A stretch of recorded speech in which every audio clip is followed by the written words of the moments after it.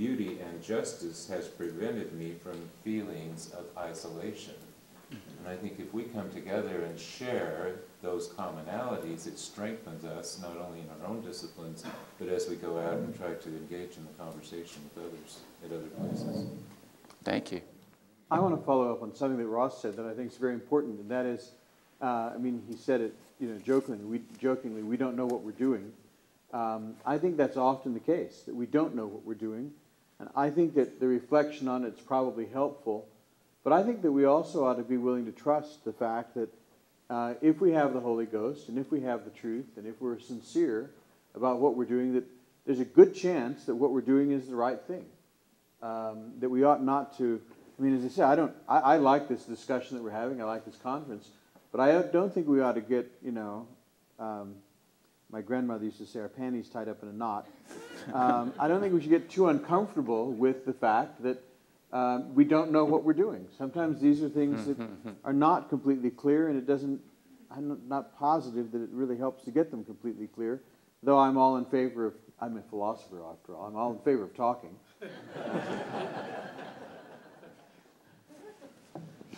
Any other comments? Yeah, Dennis. I was just thinking, the contributions that we can make here at BYU, we've talked about being bilingual, and it's often said that if you learn a foreign language, that's the key to understanding your own language much, much better. And I just find that over and over, myself and other colleagues whose work that I appreciate so much, is that if you're trying to understand their language and what they're talking about, then all of a sudden this passage opens up. And this concept in the gospel is much more important than I'd ever thought of beforehand, because it helps me understand what's going on over here. And I think that that's part of what we need to do here at BYU, is have this openness towards seeing the gospel in fresh, new ways that we really couldn't see had we not been trying to grapple with some other language that we were trying to learn and learning our own. Wonderful contributions. I think, Jane, have we finished the... What are you pointing to? Oh, okay. Are we about done? I think we're out of time, so let's make a couple of last comments. And okay, I'll be quick. First, as a parent of a future physics major at BYU, I will tell you he's 16, and he tells me the reason he wishes to study is because he figures if he has to create worlds later, he better figure out how to study. How far away are you from that? My son.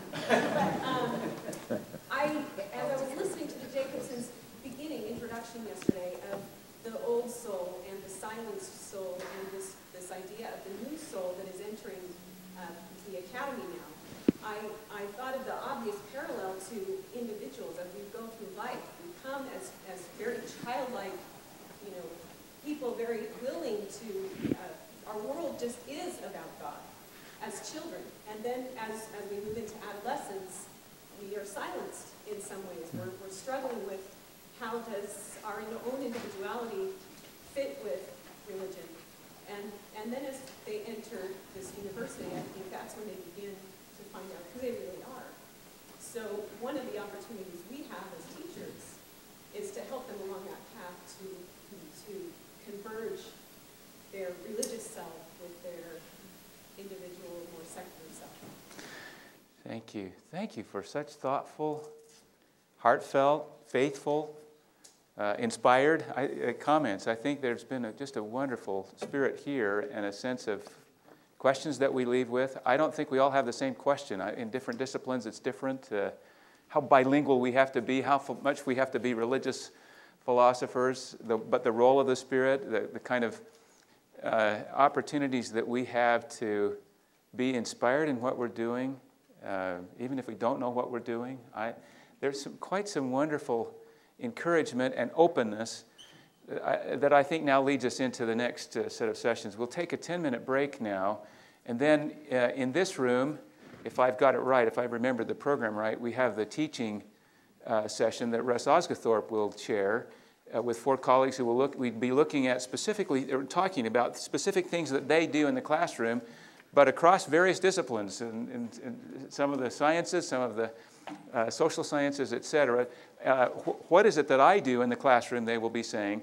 We'll also be down the hall in room 105 with a scholarship session. Dave Wetton is ill, and so he asked me to substitute for him, but I'll be moderating a session there with 4 scholars in a variety of different ways, talking about how they, in their particular discipline, bring the gospel to bear, whether explicitly or implicitly, and we'll be having that conversation starting at, let's say now, 10:35,